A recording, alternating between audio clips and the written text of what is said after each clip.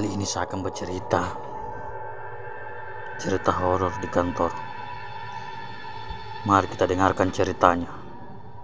Sebagai seorang rekrutmen divisi HRD, selain harus melakukan pengenalan pertama, pulang cepat itu sangat mustahil, apalagi jika permintaan pemenuhan karyawan sangat banyak. Maklum, perusahaan saya cabang dan anak perusahaannya ada di luar Pulau Jawa.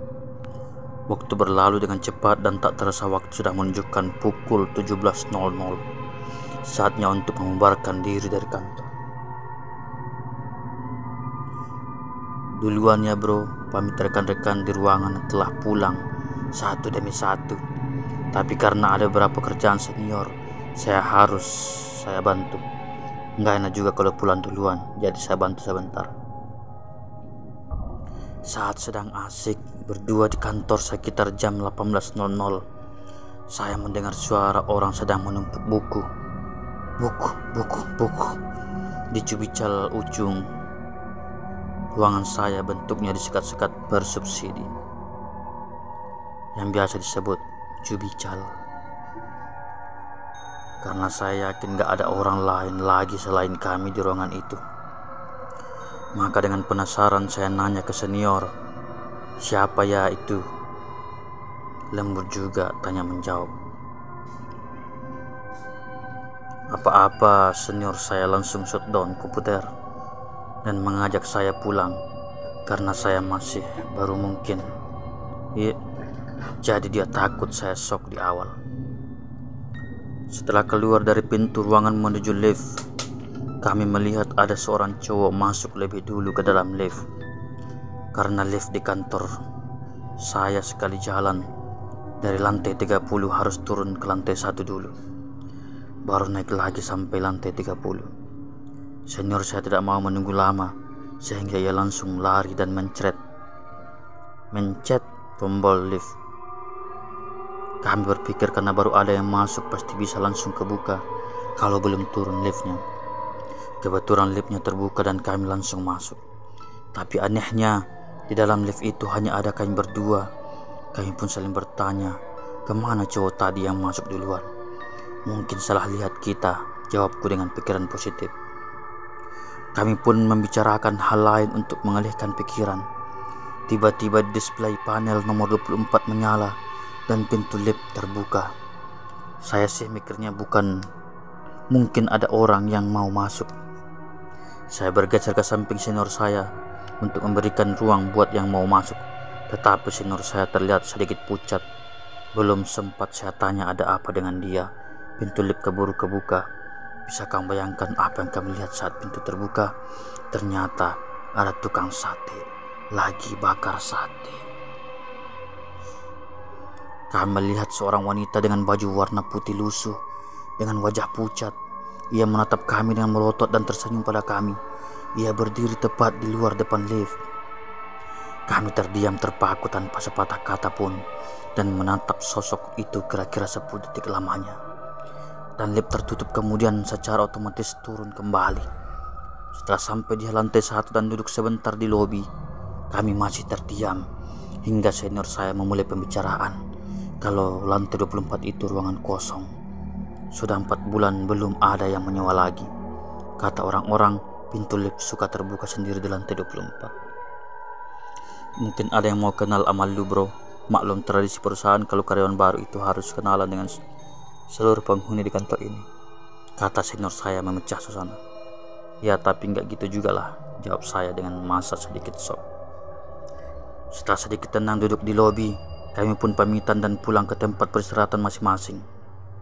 Saat di kosan, saya sempat teringat kejadian saat di lift. Tapi saya tetap berpikir positif saja dan coba menenangkan diri.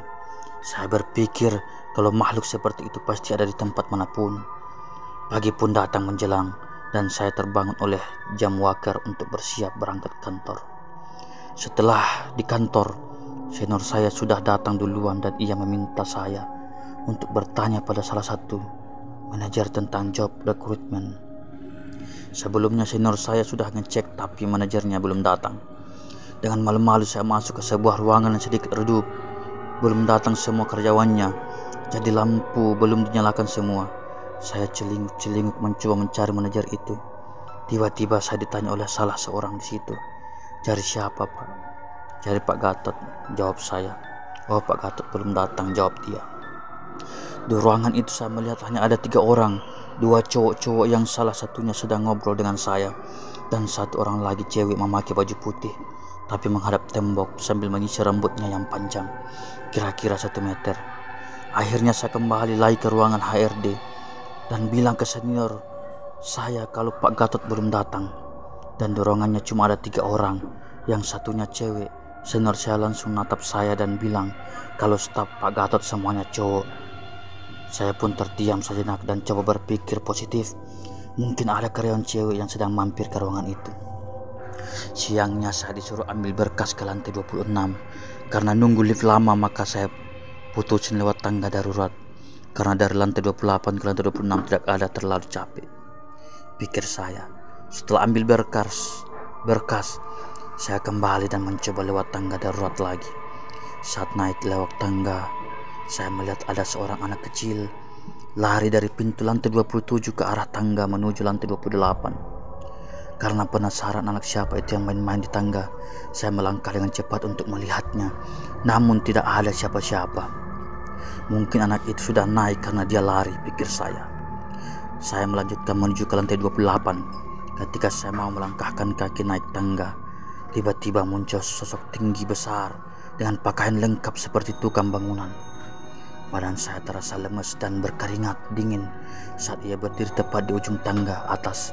Sosok itu berdiri dengan tegap tanpa kepala, dan kadangnya menenteng kepalanya yang masih terpasang helm proyek warna kuning. Dari leher kepala itu menetes darah segar seperti baru dipenggal. Mungkin sekitar 20 detik sosok tersebut tetap berdiri dan tidak menghilang seperti di sinetron. Saya memaksakan memutar badan untuk keluar dari pintu lantai 27. Setelah keluar dari pintu, saya langsung bertemu Mas Edi, supervisor audit.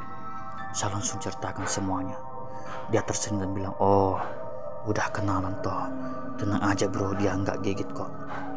Saya cuma terdiam shock karena melihat dia cengengesan sepertilah biasa dengan hal seperti itu. Itulah cerita horor kali ini, teman-teman. Saya ucapkan assalamualaikum warahmatullahi wabarakatuh.